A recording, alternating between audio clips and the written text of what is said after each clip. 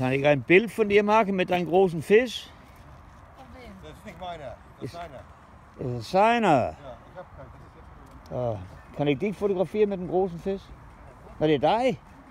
Du bist das, der deutsche Däne.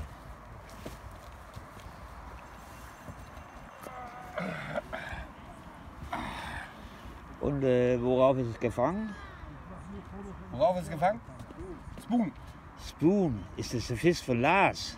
Ja, Ah, er will ja nicht fotografiert das werden. ist, aber nee, der will nicht fotografiert werden. Deswegen Naja, der Fisch von Lars, den zeigst du mir jetzt. Und der ist auf Spoon gefangen. Okay, alles klar. Jo, danke. Nå, det er en helt anden erfaring, men han vil absolut ikke fotograferes med den der 3 kilo. Hvad siger du, 3 kilo? Hast du ihn gewogen, Lars? Hast du ihn gewogen? Nå, ich schätze mal fast 3 kilo. Ja, schätze ich auch. Jo, gut. Jamen, det er godt besøgt i dag også.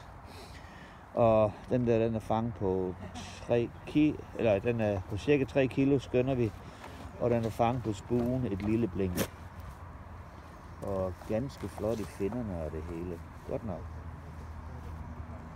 Og piraten, han har ikke fanget den. Han har så fanget nogle andre.